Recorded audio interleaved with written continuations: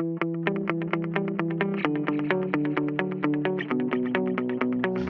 alaikum. This is Parvez Lodi from California. Today I want to talk about the expatriates in USA. Once a very powerful resource for Pakistan's progress into the modern world, maybe now almost lost over the last 7 decades. So I want to explain, how the community began here, and then take you forward to what happened at various times. In late 1950s, young educated Pakistanis started getting easy visas to come to America for higher education, and a lot of very, very good students were able to easily enter US for higher education, and a very large group of educated people came.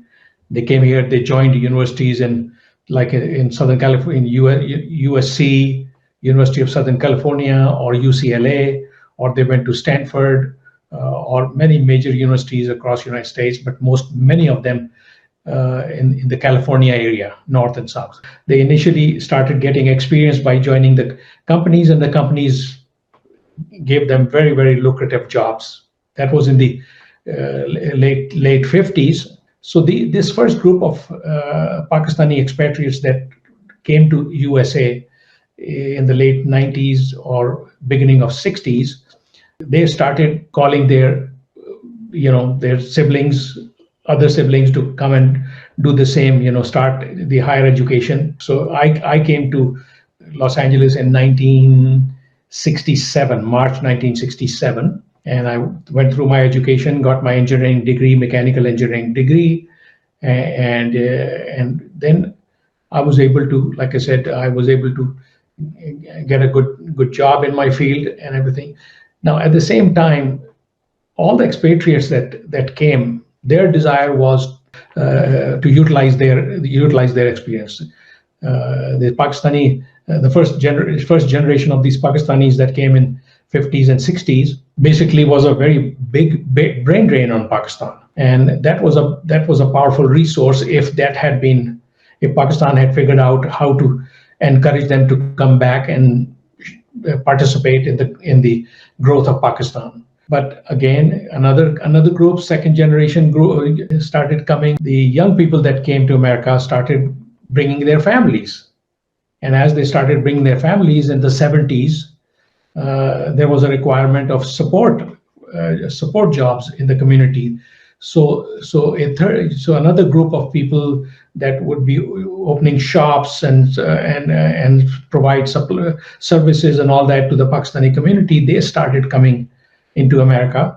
And at the same time, the educated professionals that went through these big universities and all that and gathered really, really powerful education, they became extremely, extremely useful for the economic growth of America in many major fields, because industrialization was really changing and booming, and they needed as best brain drain from other countries, and Pakistan was providing that powerful brain drain to America, to USA, and they paid very high salaries.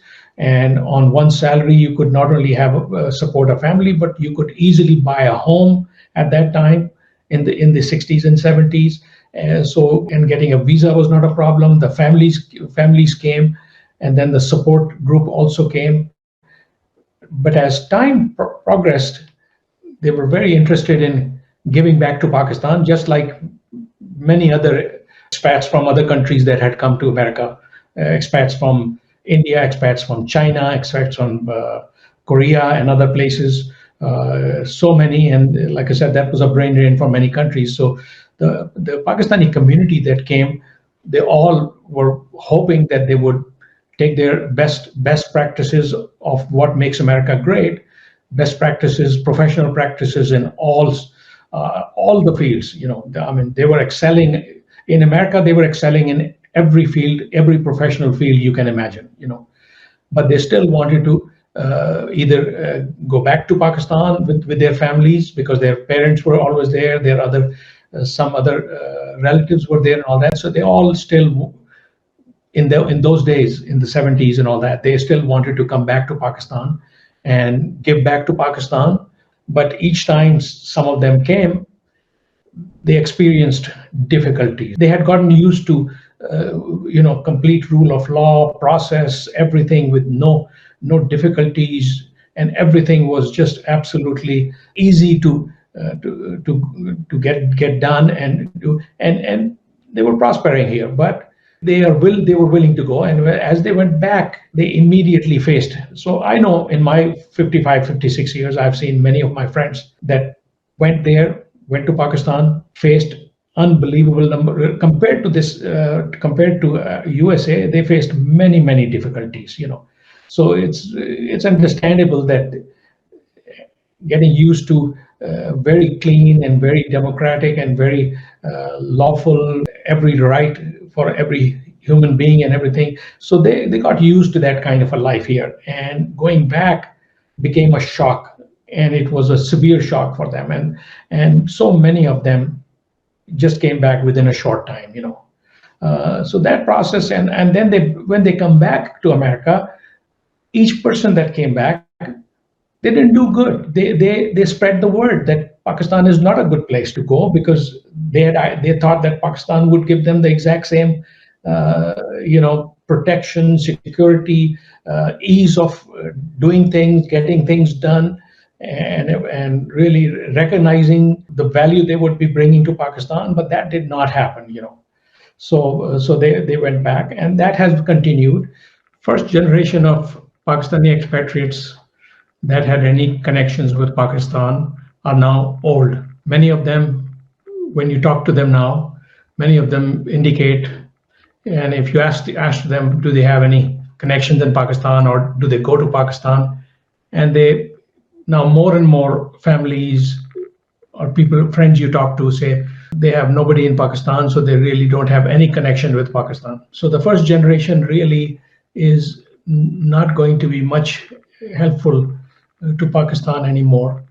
Second generation and third generation that is growing up in the West, they are now basically no connection. They are now citizens and born in USA or born in the West, and they really have no connection to do anything or go back to Pakistan. Majority of them, many of them are doing very good in business. Many of them are doing very good in various fields and all that, and their only interest would be, in Pakistan would be if Pakistan had products that other countries didn't, and the product quality and shipping and delivery and everything was just as good as anywhere. And also, if it was price competitive, delivery competitive, quality competitive, and that will be the only reason why the second and third generation expatriates would like to get something, import something from Pakistan, or get something built in Pakistan. That's the only reason they would have any connection left for Pakistan. So it is really now for Pakistan, in order for them to get their exports, they just have to figure out what countries like China and countries like Vietnam or countries like India are doing to increase their exports. It's very competitive. I know Pakistan is Pakistan is very competitive in labor, very skilled labor and all that. But the products, but unbelievable number of products that are being made in Pakistan, they would probably be okay for use within Pakistan, but none of them, as far as I'm concerned, none of them would be acceptable to the West in terms of the quality, and then combined with many other problems, communication, quality, lack of response. So again, just price alone will not help. It has to be many other factors that the importers in the West are looking for. And if they cannot find something, they just go to the country which provides them the best price and the best product, the best communication, the best delivery, the least amount of headaches and difficulties because they have to make commitment to their customers. So there is a lot of potential, but from the Pakistani expat community that is very successfully settled in the West, but no more than that. So that is very important for Pakistan to understand. We now have third generation. So with each going generation, they are forgetting about what they have, that if they have to give back to Pakistan or how much, maybe they can do some fundraising and all that, but their desire to go back to Pakistan is constantly shrinking and reducing and all that. So I think Pakistan over the last six decades had so much opportunity to create a very protected process to encourage the reverse brain drain of Pakistani expats coming back to Pakistan. Unfortunately, with Pakistan, even though Pakistan is absolutely, there's no doubt that Pakistan is probably one of the most blessed and most resourceful country in many ways, but the use of those resources is very limited. One of the biggest resources, the young educated class. Another is the skilled workers. When I hear that Pakistan is only a young 70-year-old country, and look at what America did in 200 years, and it took them 200 years to come up. America came into being when global industrialization was taking place, and the whole world was starting to get see each other and travel into each other's lands and know about each other and all that. So technological improvements and communication and everything continued to make people start becoming a one world kind of a situation, and countries took advantage. Pakistan had an additional advantage, that being so blessed in the best piece of land, the best piece of agricultural land to grow, whether to grow wheat or cotton or food crops or whatever, mining, unbelievable mining opportunities, unbelievable professional opportunities. But the only thing lacking was Pakistan has yet to figure out how to get the brain drain reversed.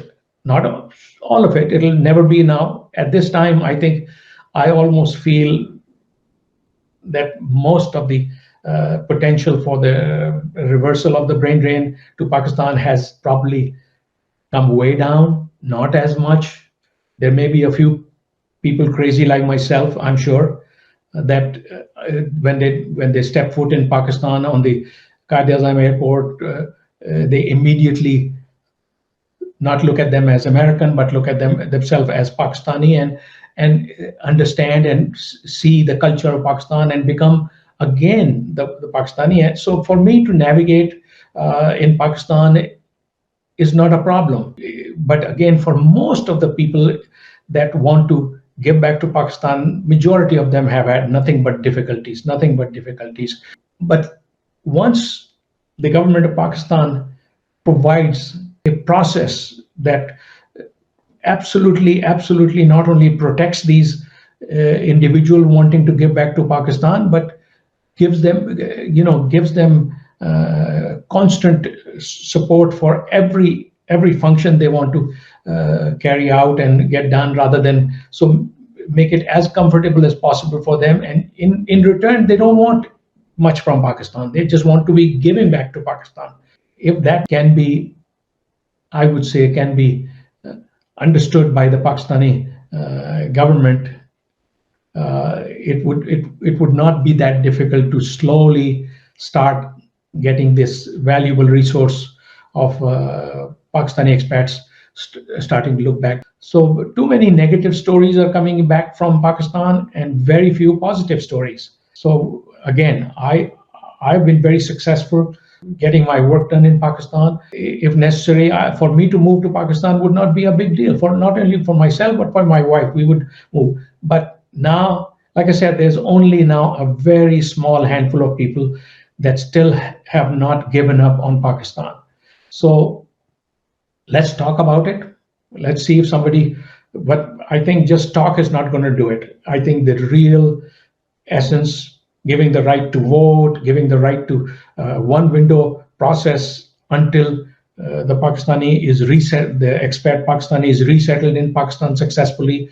Nobody bothers them. Nobody asks for them for any kind of kickbacks. So there are challenges, but I think it's a loss for Pakistan. They are unable to use this, one of the most powerful resource that can help them in all the fields. So again, all I can do is hope and pray that some serious decision makers in Pakistan will realize what they've been missing, not make an excuse that it's only a young country. No, unfortunately, I still don't see it becoming a nation yet.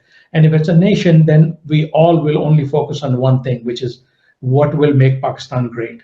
And Pakistan can, I've always said that few right things done, Pakistan can change almost overnight. I mean, it's amazing what Pakistan can become just if everybody really becomes part of a nation and starts working in a very focused manner in all different areas and challenges and everything. So let's continue making that effort, and let's continue talking about it.